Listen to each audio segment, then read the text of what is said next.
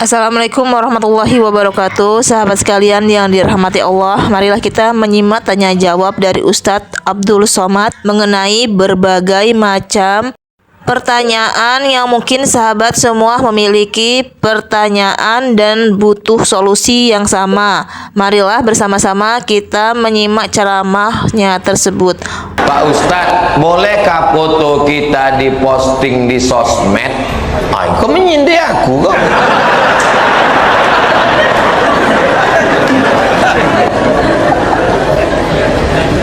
Bagi yang meyakini bahwa foto itu adalah berhala, itulah orang yang melarang foto tak boleh ditempel di masjid, karena diyakininya foto itu adalah berhala. Ini foto ini berhala, maka tak boleh dipajang di masjid. Foto berhala tak boleh dipajang di ruang tamu. Maka dijawab oleh Syekh Bakhit Al-Muti'i, mufti. Kata beliau, foto bukan berhala, karena berhala itu kalau disenter ada bayang-bayang. Ada bayang-bayang tak? Ada disenter, 3 dimensi. Sedangkan foto tidak. Foto itu bukan berhala, foto bukan patung. Jadi jangan samakan foto dengan patung. Selesai, bahwa foto bukan patung. Jadi kalau begitu hukum asli foto mubah, boleh. Kapan dia menjadi haram? Dia menjadi haram kalau membuka aurat. Foto itu tak ada membuka aurat. Bahwa banyak tidak dapat lelok malam gara-gara itu bukan salahmu.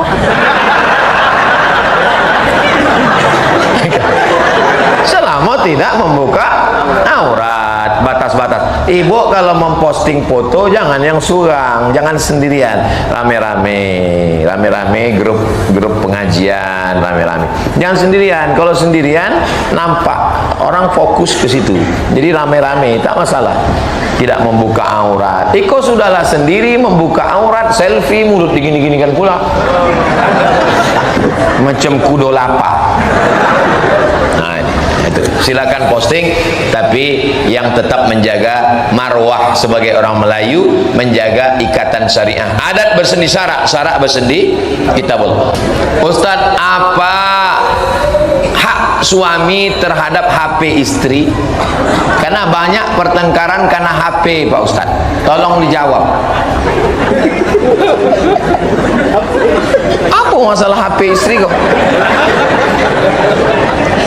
Ustadz Somad, pada suatu malam saya menengok setengah badan istri saya itu bercahaya, Pak Ustadz.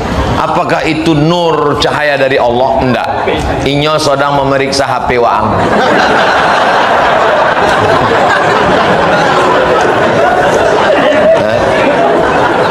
Apa rahasia di dalam itu sehingga punya khawatir yang berlebihan? Jadi ada kekhawatiran. Apa yang dikhawatirkannya? Wallahu a'lam. Saya tak tahu apa yang dikhawatirkan laki-laki terhadap istrinya dan apa yang dikhawatirkan istri terhadap suaminya kalau handphonenya dibuka. Saya tak tahu. Untuk tahunya, marilah kita ikuti wawancara berikut ini. Jadi semua berawal dari keterbukaan. Kawan saya Ustadz Al-Nob, kami dari Yayasan Tabung Wakaf Umat.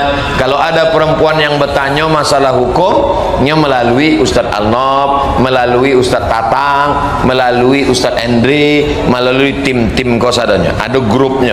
Jadi ada ibarat kita dalam rumah. Rumah itu ada ruang tamunya, ada dapurnya, ada ruang depannya. Jadi tidak semua terbuka. Tapi dengan orang yang hidup dengan kita, tak mungkin kita sekat-sekat. Nah, kita bagi, kecuali ada niat lain, misalnya mau buka cabang atau lain-lain. Bolehkah hari raya kita ke rumah orang tak Islam, Pak Ustadz? Hari raya siapa? Hari raya awak atau hari raya dia? Kalau masalah bertukar makanan, Nabi berkirim surat ke Raja Mesir, namanya Mukaukis. Mukaukis ini agamanya Kristen Ortodok Koptik. Tempatnya di Alexandria. Waktu Nabi berkirim surat, dibalasnya surat Nabi dengan asal banha, madu. Dibalasnya Nabi dengan kain. Kainnya diterima Nabi dan madunya diminum Nabi. Sekarang saya tanya, bolehkah menerima minuman dan pakaian hadiah orang tak Islam? Boleh. Itu dalil. Kalau yang dikirimnya adalah madu, kalau dikirimnya kamput, haram. Di mana letak haramnya? Innamal khamru wal maisiru wal ansabu wal azlamu rijsun min amalis syaitan. Kalau tepat di hari raya yang terkait dengan akidah, kita tidak meyakini Nabi Isa itu anak Tuhan, kita tidak meyakini Nabi Isa itu mati disalib, kita tidak meyakini Nabi Isa itu adalah Tuhan. Dalilnya, laqad kafara alladzina qalu innallaha huwal masih ibnu maryam. Dalil kedua, laqad kafara alladzina qalu innallaha salisu salasa. Dalil ketiga, wa ma qataluhu, mereka tidak membunuhnya, wa ma salabuhu, mereka tidak menyalibnya. Ustaz kan punya kawan orang tak Islam, ya. Lalu bagaimana cara Ustaz mengatasinya? Ambo WA-nya 10 hari sebelum hari rayanya, ambo WA, saudaraku, engkau saudaraku sebangsa setanah air, tapi untuk hari raya aku tidak mengucapkan selamat karena ini terkait dengan akidahku. Dan dia pun membalas, aku maklum, aku paham tentang itu. Jadi sebenarnya tak ada masalah. Yang jadi masalah ini, yang jadi masalah itu bagi orang yang bermasalah. Yang tak ada masalah, kita berkawan ini bukan sehari dua hari, dari zaman SD dulu berkawan dengan orang tak Islam. Bagaimana cara mengelola keuangan secara Islami? Karena suami istri sama-sama bekerja, Pak Ustadz. Istrinya bekerja dapat gaji sebulan 5 juta, amin. Suaminya bekerja dapat gaji 5 juta, sama. Apa beda 5 juta suami sama 5 juta istri? Di dalam 5 juta suami ada hak istri, namanya nafkah. Di dalam 5 juta istri tidak ada hak suami. Jelas tuh, Bu? Oh, jelas ya, Bu. Jadi kalau ibu bergaji, di dalam gaji ibu itu bapak kok tidak ada hak, sebab itu duit ibu. Tapi ibu bisa bekerja atas izin. Kata suaminya, ini mesti ada surat izin mah, kata. Jadi surat izinnya cuma ya setengah lah, katanya. Tapi karena ibu kasihan, ibu kasih. Sebenarnya duit kau 5 juta kau punya aku, tapi aku kasihan kau sama fakir miskin, kau ambil lah. Sedekah. 5 hak istri terhadap suami. Yang pertama, kasih makanan. Ibu udah makan? Yang ada yang belum. Yang kedua, pakaian. Alhamdulillah, ibu-ibu di Sidomulyo udah dikasih pakaian. Di tempat lain banyak istri tak dikasih pakaian. Ada yang resleting belum berjahit, ada yang kurang kain. Yang ketiga, tempat tinggal. Yang keempat, pendidikan. Yang kelima, perhatian. Ini hak istri yang wajib ditunaikan suami. Kalau tidak ditunaikannya, maka dia zalim, aniaya di hadapan Allah Subhanahu wa taala. Bagaimana hukum menabung uang tapi dia tak mau dibilang riba karena merasa mengeluarkan keringat dengan memberi utang dengan bunga tertentu? Bagaimana dengan hukum membungakan uang tapi dia tak mau dibilang riba? Agama ini bukan ikut dia. Apa pula ikut dia? Dia membungakan duit, pasti bilang kau ini buat riba. Ini tak riba karena ini keringat aku. Riba itu. Satu Pekanbaru ini mengatakan itu tak riba. Kalau dia riba kata Allah, maka dia riba. La ta'kulur riba at'afan mudha'afa. Jangan kau buat riba yang berlipat-lipat. Berlipat-lipat. 1.200.000 dibayar 1.400.000, maka ini riba. Dia bilang tak riba. Satu komplek Sidomulyo ini mengatakan tak riba. Satu Pekanbaru nih, satu Riau ini 6,7 juta orang mengatakan tak riba. Itu riba. Kalaulah kesepakatan manusia bisa menghalalkan yang haram, maka tak ada zina. Waktu ditanya, kalian berzina? Enggak, kami suka sama suka, kata dia. Zina lah itu. Yang dipakai itu bukan kata Waang, yang dipakai itu kata Allah. Nah, jadi logika berpikirnya bukan ikut kata dia. Ustadz, bolehkah perempuan itu memakai gelang kaki? Dan apa hukum dalilnya Pak Ustadz? Dalam Quran dilarang perempuan pakai gelang. Apa dalilnya? La yadribna bi arjulihinna. Tidak boleh perempuan memukulkan kakinya ke lantai. La yadribna, tak boleh perempuan memukulkan kaki ala arjulihinna. Karena tradisi zaman dulu orang musyrik jahiliyah, perempuan memakai gelang kaki, berlonceng gemerincing, lalu kalau dia berjalan kerincing kerincing kerincing kerincing kerincing, kalau lewat jadi lalu hilang konsen jamaah, asik nengoknya. Tapi kalau dia tidak gemerincing, dia hanya dipakainya untuk suaminya. Perempuan itu aslinya berhias untuk lakinya. Apa untuk laki? Untuk laki. Perempuan itu aslinya pakai gelang, pakai subang, pakai anting, pakai cincin, pakai gelang kaki, itu dipakai untuk suaminya. Zaman sekarang terbalik, kalau dia keluar rumah macam bidadari turun dari planet Mars, tapi kalau di rumah macam mak lampir sundil borong nyiblorong. Ini sudah tidak betul. Jadi ibu mau pakai gelang kaki silakan pakai, tapi kalau sampai merusak, kalau sampai perempuan itu jangankan gelang kaki, bersuara pun dia kalau mendayu-dayu tak boleh. Dalilnya ayat Quran, la taqda'na bil qaul. Janganlah perempuan bersuara mendayu-dayu lemah gemulai. Kenapa tak boleh? Yatma'alladzi fi qalbihi marad. Karena ada orang yang dalam hatinya penyakit, kalau didengarnya suara perempuan itu langsung error, hangnya langsung. Jadi perempuan bersuara boleh. Jadi kalau ibu menyambut telepon salah sambung, assalamualaikum, waalaikumsalam, di mana nih? Sidomulyo, salah sambung, betul, jangan lanjutkan lagi. Nah, jadi jangan suara mendayu-dayu. Assalamualaikum, waalaikumsalam. Begitu juga pakai gelang kaki, dipakai dua-dua lewat depan masjid, kerincing kerincing kerincing kerincing, tak boleh. Memakai kepala sampai seperti bunuh onta naik ke atas. Bagaimana adabnya bila imam setelah sholat fardu membaca zikir yang keras, tapi masih ada jamaah yang masbuk? Tashwish, mengganggu. La tushawwish, jangan kau ganggu orang sholat. Yang dimaksud dengan kalimat mengganggu itu adalah bacaan selain zikir. Ada orang sholat, Allahu Akbar, tiba-tiba dia di samping nyanyi, itu namanya mengganggu.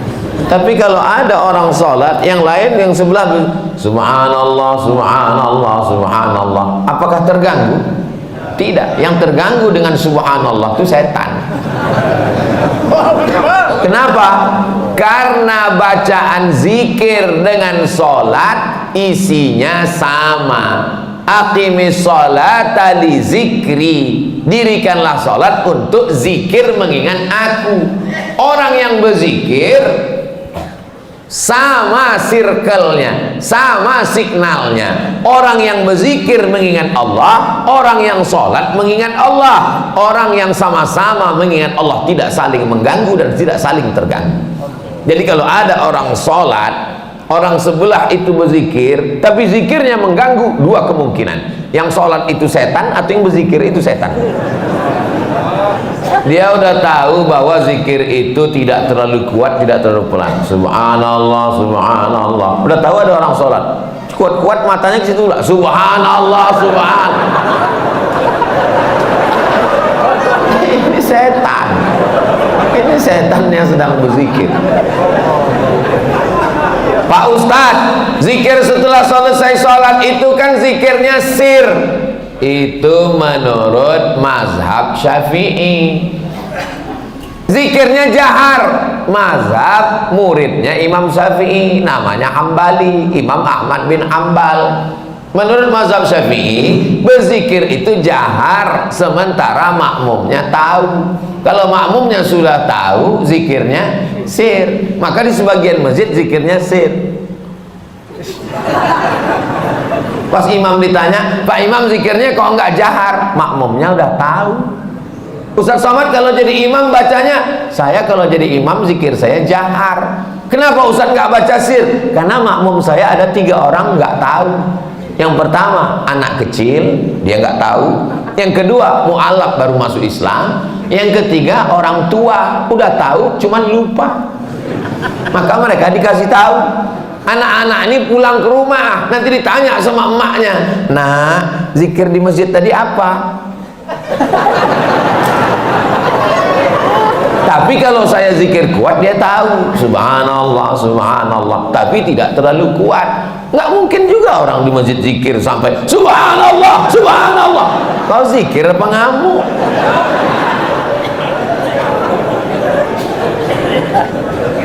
Jadi yang paling bagus adalah khairul umuri awsatuha, sebaik-baik perkara pertengahan. La tajhar bi sholatika, jangan suaramu terlalu melambung.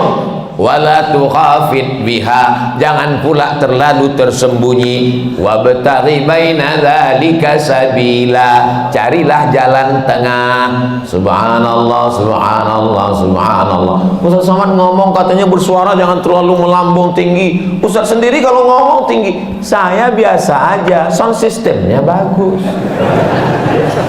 Ini masjid bagus. Saya dikasih nasihat sama ketua DMI, Dewan Masjid Indonesia, tolong Ustaz Samad kalau ceramah itu di mana-mana kasih tahu supaya perbaiki sound system, karena 80% fungsi masjid ada sound system. Suara imam dengan sound system, suara khatib dengan sound system, suara ustaz ceramah. Kadang kita mau pengajian suaranya nggak jelas. Ada jenis mikrofon itu ustaz tuh suaranya seperti kumur-kumurnya.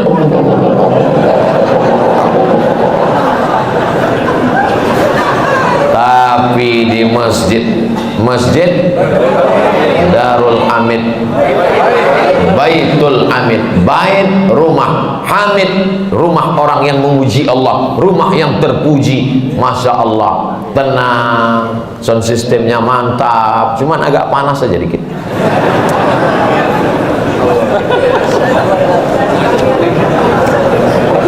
Negeri Bima memang luas. Pergi memancing ke Pulau Buru. Mengapa terasa panas? Karena Ustadz pakai baju baru. Assalamualaikum. Waalaikumsalam warahmatullahi wabarakatuh. Salam kenal Pak Ustadz. Salam kenal juga. Saya dari Saudi arah Bima. Ada orang sholat 60 tahun, tidak ada satupun sholatnya yang diterima, karena mereka tidak meluruskan ruku dan sujud. Ruku dan sujud yang bagaimana yang benar itu Pak Ustadz Somad? Irji ila salatika fa innaka lam tusalli, ulangi salatmu karena salatmu tidak sah. Sahabat itu pun mengulangi salatnya. Irji ila salatika fa innaka lam tusalli, ulangi salatmu karena salatmu tidak sah. Sahabat itu pun mengulangi salatnya. Irji ila salatika fa innaka lam tusalli, ulangi salatmu karena salatmu tidak sah. Dia pun mengulangi salatnya. 3 kali dia ulang. Akhirnya setelah dia ulang 3 kali, gimana yang benar itu ya Rasulullah? Kata Nabi, hatta tatma'inna raki'an, kalau kau ruku, rukuknya tumakninah. Makna tumakninah 2. Yang pertama, ada tempo tenggat waktunya. Seminim-minimnya ruku, 1 kali tasbih, subhana rabbiyal azimi wa bihamdi. Kalaupun 1 tapi dibaca, itu ada tumakninahnya, subhana rabbiyal azimi wa bihamdi. Kenapa orang sholat nggak ada tumakninahnya? Seperti pohon bambu di tepi sungai ditiup angin, karena nggak dibaca di mulut. Allahu Akbar, Allahu Akbar, Allahu Akbar, Allahu Akbar, Allahu Akbar. Pas ditanya, kenapa kau sholat cepat? Betul, maaf, nama saya Valentino Rossi, pembalap, pemuda berbadan gelap. Yang kedua, kenapa tidak ada tumakninah? Tidak benar rukuknya. Kalau diletakkan bejana di atas, tidak tumpah airnya, diagak-agak demikian. Jangan terlalu tunduk ke bawah seperti kambing lapar dapat rumput.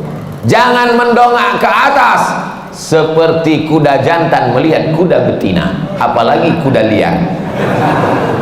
Maka dia harus diagak-agak, dikira-kira. Jadi makna tumakninah 2, gerakannya dan waktunya.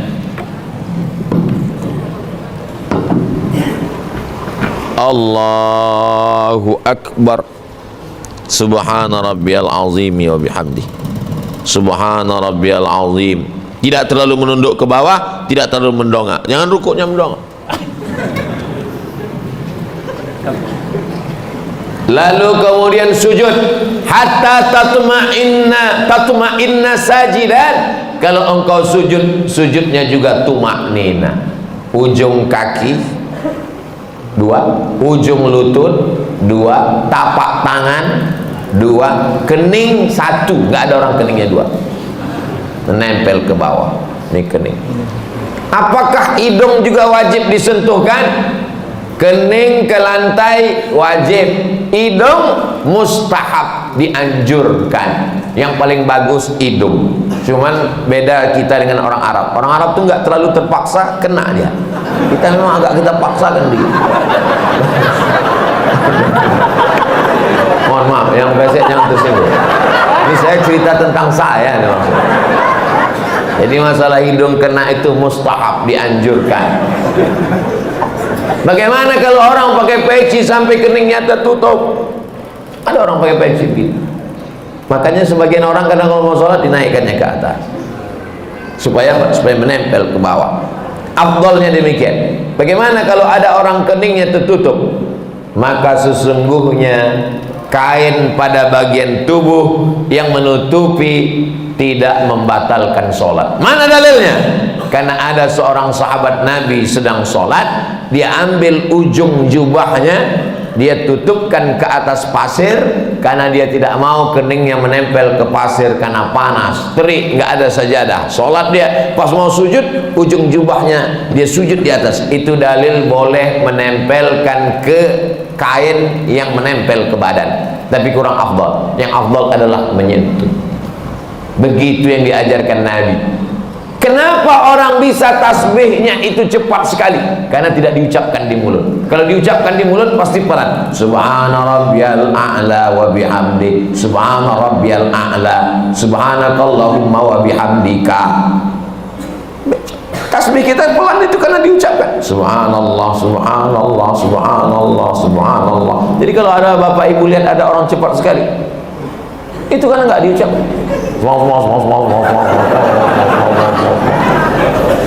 Nggak diucapkan.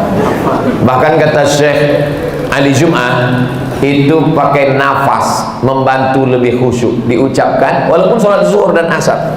Bismillahirrahmanirrahim. Alhamdulillahirrahmanirrahim. Pakai nafas dan diucapkan. Apakah Nabi itu kalau sholat mulutnya bergerak? Ditanya kepada sahabat Nabi namanya Khabbab ibnul Arth. Ya Khabbab, ya. Nabi itu kalau sholat mulutnya bergerak. Ya. Dari mana kamu tahu? Bittirabi lihyatih. Aku lihat jenggot Nabi bergoyang. Kenapa jenggotnya bergoyang? Karena dagu dan rahangnya bergerak. Ini ada orang sholat mulutnya nggak bergerak sama sekali. Matanya aja yang bergerak. Sholat apa ini? Ini pertanyaan sederhana, tapi mengkoreksi lagi sholat kita. Yang tidak benar sholatnya karena tidak membaca. Dibaca, qiraah itu artinya membaca. Sedangkan orang yang baca mulutnya nggak bergerak itu namanya mutalaah. Itu beda dalam bahasa Arab. Kalau bergerak membaca, makanya qiraatul Fatihah membaca. Bismillahirrahmanirrahim. At-tahiyatul mubarakatus salawatut thayyibat. Assalamu alayka ayyuhan nabiy wa rahmatullahi wa barakatuh. Wassalamu alayna wa ala ibadillahi shalihin. Asyhadu an la ilaha illallah wa asyhadu anna Muhammadar Rasulullah. Allahumma salli ala sayyidina Muhammad wa ala ali sayyidina Muhammad sampai fil alamin innaka Hamidum Majid. Allahumma ighfir li ma qaddamtu wa ma akhartu wa ma asraftu wa ma a'lantu wa ma asraftu wa ma anta a'lamu bi minni anta al-muqaddim wa anta al-mu'akhir. La ilaha illa anta subhanaka inni kuntu minadh dhalimin. Allahumma inni a'udzubika min 'adzabi jahannam wa min 'adzabil qabri wa min fitnatil mahya wal mamat wa min syarri fitnatil masiihid dajjal. Allahumma a'inni 'ala dzikrika wa syukrika wa husni ibadatik. Assalamu alaikum warahmatullahi Assalamualaikum warahmatullah. Tumaknina. Kalau tidak ada tumaknina, kata Nabi, ulangi sholatmu karena sholatmu tidak sah. Mari kita jaga sholat kita lagi, insyaallah. Jangan menjadi pencuri sholat. Bagaimana pencuri sholat? Karena tidak lengkap rukunnya, syarat-syaratnya menurut pandangan ulama fikih. Ada orang sekarang ketika ditanya, kamu sholatnya kok cepat sekali, nggak lengkap. Yang penting hati kita. Ini orang tidak belajar fikih, nggak ngaji. Dan orang seperti ini tidak ada di Bima. Dulu pernah ada tapi udah meninggal. Assalamualaikum Ustaz. Waalaikumsalam. Berkaitan dengan kirim Al-Fatihah, apakah Nabi ngirim Al-Fatihah untuk istrinya Siti Khadijah? Apakah Nabi ngirim Al-Fatihah untuk Ja'far saudara kembarnya? Apakah Nabi para sahabat kirim Al-Fatihah? Supaya kami paham Pak Ustadz. Jadi ini yang nanya ini, dia mau beramal kalau dilakukan Nabi. Kalau nggak dilakukan Nabi, nggak mau. Nggak apa-apa, bagus. Ada seorang sahabat Nabi, bukan sahabat Abdul Somad. Dia sebelum tidur malam bertasbih alfa uqdah 2000 simpul. Diambilnya simpul tali 2000. Simpul tali 2000. Habis itu zikir subhanallah subhanallah subhanallah 2000 simpul. Sekarang saya tanya, bolehkah bertasbih 2000 kali sebelum tidur malam? Boleh apa enggak boleh? Sekarang balik pertanyaan ini, pernahkah Nabi melakukannya? Enggak pernah. Kalau enggak pernah dilakukan Nabi, apakah boleh dilakukan? Tadi katanya yang boleh, sekarang nggak boleh. Ternyata kalau ngomong sama orang belum sarapan susah ya.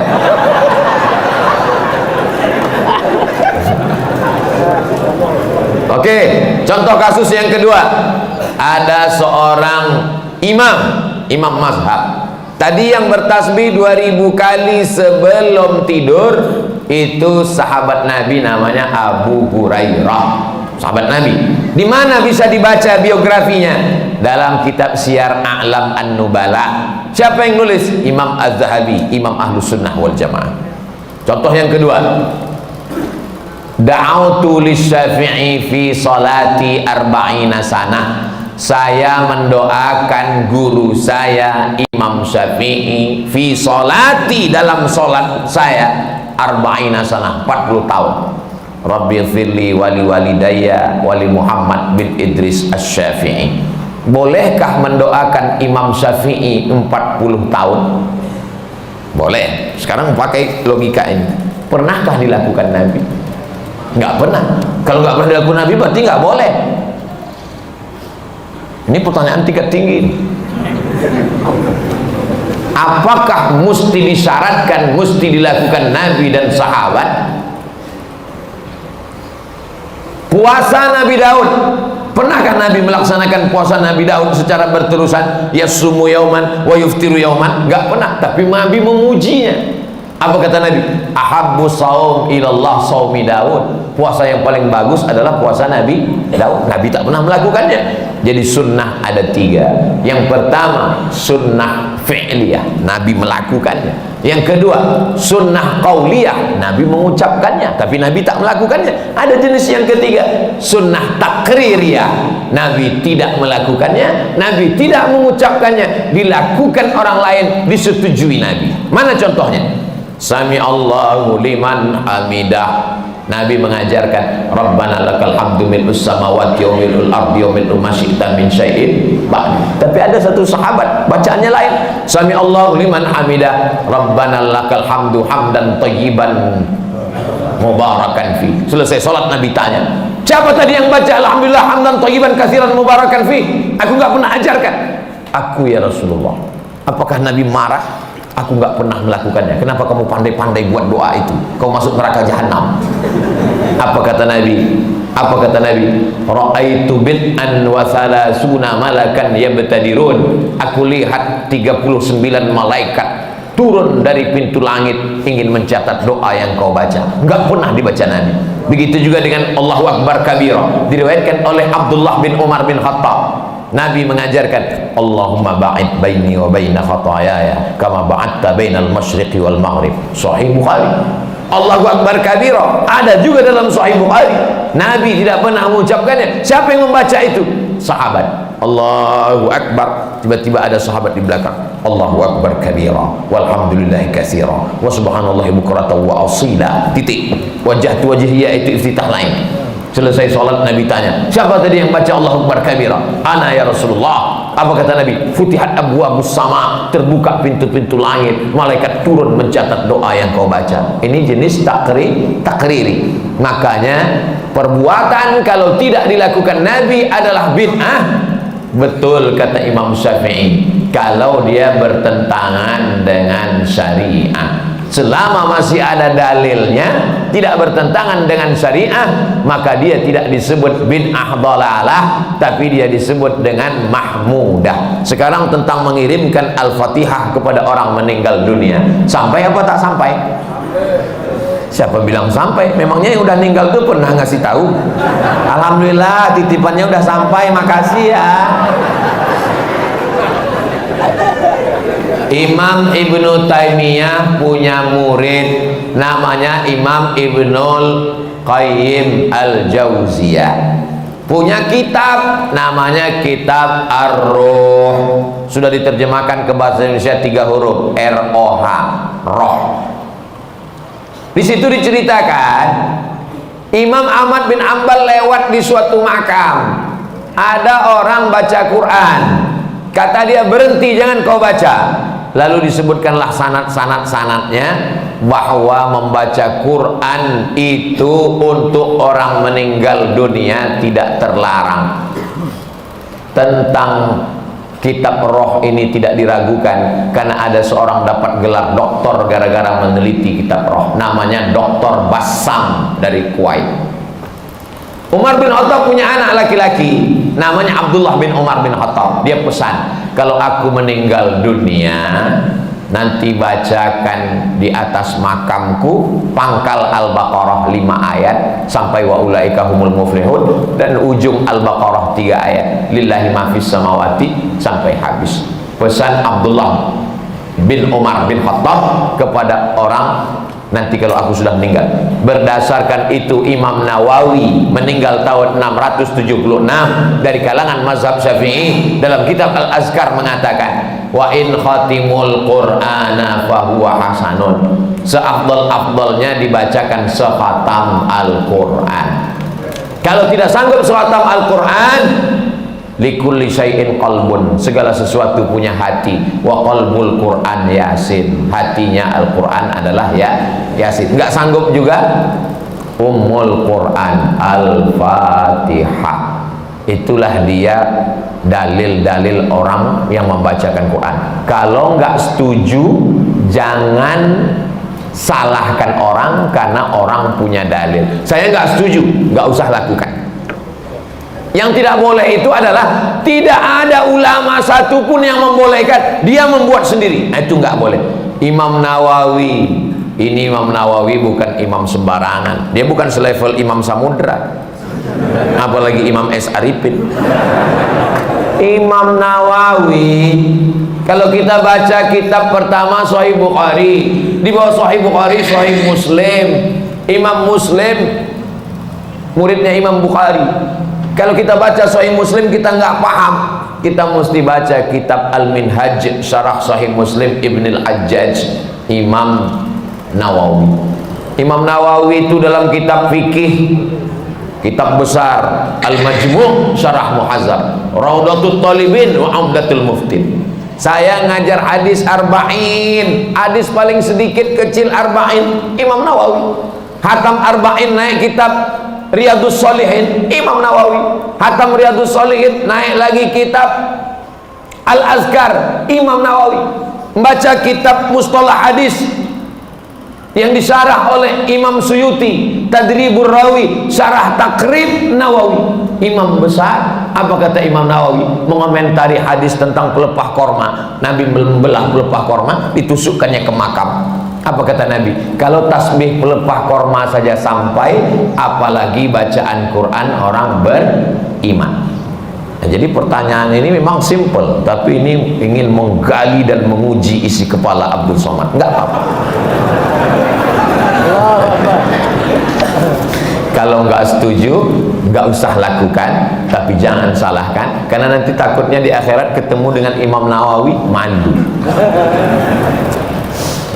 Banyak yang meremehkan merapatkan shop. Mohon pencerahannya Pak Ustadz. Man qata'a shaffan qata'ahullah. Siapa yang memutuskan shop, maka Allah memutuskan hubungan dengan dia. Dua, sawwus sufuf, luruskan shaf, fa inna taswiyatas sufuf min tamamis shalah. Sempurnanya salat karena sempurnanya shaf. Tiga, fa inna taswiyatas sufuf min iqamati shalah. Sempurnanya shaf, tegaknya salat. Berarti kalau shaf tidak lurus, tidak tegak salat. Yang keempat, la takhtalifu fakhtalafat qulubukum. Jangan sampai shaf kamu bengkok karena hati kamu menjadi bengkok. Yang kelima, kalau ada celah, saddul furaj, tutup celah. Saddul halal, tutup celah. Celah kaki, tutup. Kaki rapat dengan kaki, bahu rapat dengan bahu. Bahu rapat dengan bahu nggak masalah. Bahu saya dengan bahu bapak karena ada lapis, apalagi baju baru ini nggak terlalu terasa.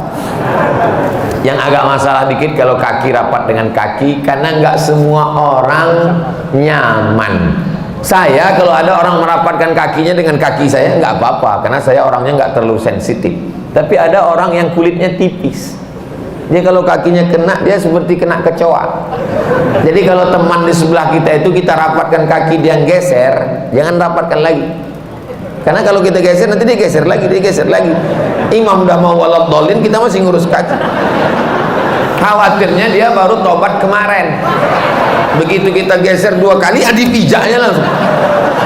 Nah, akhirnya orang kelahi dalam masjid. Jadi pandai-pandai merasakan perasaan orang lain. Nah, ini nampaknya sepele, tapi bisa jadi masalah. Kalau kita sesama orang di masjid kelahi, yang ketawa orang yang nggak sholat. Untung aku nggak sholat. Jadi shop ini, makanya imam nggak boleh angkat takbiratul ihram sebelum dia katakan sawus sufuf fa inna taswiyatas sufuf min tamamis shalah. Dia tidak hanya sekedar melihat ke depan, tapi dia tengok ke belakang, dia tengok lurus, dia lihat lurus, dia tengok kaki, sandul halal, tutup celah, baru takbiratul ihram. Tapi nggak perlu juga imam sampai ke belakang meriksa satu-satu. Ada dulu sahabat saya, Ketua Majelis Ulama Indonesia, dia sholat. Ketika itu ada mahasiswa Afrika jadi imam di asrama. Mahasiswa Afrika ini orangnya masalah shop ini dia belakang. Ada satu yang nggak sabar, maju dia ke depan. Allahu Akbar. Nah, ini namanya imam kena kudeta nggak berdarah. Apakah makmum itu sudah tahu bacaan tentang luruskan shaf? Tahu? Bacaan tentang sawus sufuf itu hampir semua orang Indonesia kan tahu kan? Luruskan shaf, tahu semua. Kenapa diulang imam setiap mau sholat? Menunjukkan manusia ini lupa dan lalai. Belum pernah pengalaman saya sholat di masjid, tiba-tiba imamnya ngomong, jamaah saya nggak perlu menyuruh meluruskan shaf, kalian udah tahu semua kan? Menunjukkan manusia ini selalu lalai tentang shaf. Maka luruskan. Qadamun biqadamin, mangkibun bimangkibin, mangkibun bimangkibin, bahu dengan bahu, kaki dengan kaki, lurus. Allah. Sekarang enak, ada sajadah. Zaman Nabi mana ada sejadah? Bagaimana cara meluruskannya? Bahu dengan bahu, kaki dengan kaki. Innallaha yuhibbul ladzina yuqatiluna fi sabilihi shaffa. Allah suka melihat kita lurus shaf, ka'annahum bunyanun marsus, seperti bangunan yang kokoh. Karena kalau rapat, setan tidak bisa masuk. Itu filosofi lurusnya shaf. Mohon doakan remaja masjid Baitul Hamid agar istiqomah Pak Ustadz. Semuanya, bukan yang remaja, yang tua pun bisa juga nggak istiqomah. Ini kadang anak-anak muda ini husnuzonnya keterlaluan. Disangkanya kalau udah tua istiqomah. Ya, oke. Mohon doa Ustaz, semoga usaha warung magnet rezeki berkah saya diluaskan dan dilancarkan. Inilah orang yang paling pandai mengambil kesempatan. Mumpung orang ramai, doanya dapat, iklannya dapat. Mantap, nanti videonya dipotong, diupload ke Instagram. Rezekinya tapi untuk bukan pribadi, membantu umat dan membantu pembangunan masjid kampung saya. Allahu Akbar. Alhamdulillahirrabbilalamin, telah kita dengar dan simak bersama mengenai tanya jawab dari beberapa jamaah yang sudah bertanya. Maka kesimpulan dari beberapa pertanyaan itu, yang pertama yakni memasang foto di sosmed itu adalah boleh asal tidak membuka aurat dan dianjurkan bersama-sama, tidak sendirian, dan harus menjaga marwah dan syariah. Yang kedua, hak suami terhadap HP istri. Harus ada keterbukaan antara suami istri dan harus ada saling komunikasi antar suami. Yang ketiga, bolehkah hari raya mengucapkan atau mengunjungi non-muslim? Jika hanya berkunjung dan mengantar makanan tidaklah masalah, namun tidak boleh tepat pada hari raya, dan kita tidak boleh meyakini dan terhadap apa yang ia yakini, dan tidak boleh juga mengucapkan selamat terhadap hari raya non-muslim. Yang keempat, cara mengelola keuangan secara syariah. Saat suami bekerja dan memiliki gaji, ada hak istri, dan jika istri itu bekerja tidak ada hak suami, maka hak istri terhadap suami itu ada 5, yakni pertama memberi makan, kedua pakaian, ketiga tempat tinggal, keempat pendidikan, dan kelima perhatian. Yang selanjutnya, hukum menabung uang agar tidak dibilang riba dan membungakan uang. Anjuran di Islam itu sangat jelas ya, antara hak dan yang batil. Jadi tidak boleh memakan uang. Kita harus ikuti aturan agama kita, yakni tidak boleh membungakan atau menggandakan uang. Itu namanya riba. Lalu bolehkah wanita memakai gelang kaki, dan hukumnya? Dilarang seseorang wanita itu memakai gelang kaki kecuali untuk suaminya dan di rumahnya. Yang selanjutnya, apakah Nabi mengirim Al-Fatihah ke istrinya, Siti Khadijah, dan para sahabat yang telah wafat? Nabi tidak melarang melakukan tersebut, tapi Nabi tidak melakukannya, namun untuk yang meyakini saja, dan diperbolehkan untuk mendoakan. Yang terakhir yakni merapatkan shaf dalam sholat, itu ada 5. Pertama, siapa yang memutuskan shaf, Allah akan memutuskan hubungan dengannya. Yang kedua, sempurna sholat karena sempurnanya shaf. Yang ketiga, sempurnanya shaf karena tegaknya sholat. Yang keempat, jangan sampai shaf kamu bengkok karena akan jadi hatimu bengkok. Yang kelima, menutup celah antar celah kaki dengan jamaah di samping kita. Sekian sesi tanya jawab dari Ustadz Abdul Somad ini yang telah kita sama-sama dengarkan. Saya mohon maaf apabila ada kata-kata saya yang kurang berkenan, dan kepada Allah saya mohon ampun. Sekian, wassalamualaikum warahmatullahi wabarakatuh.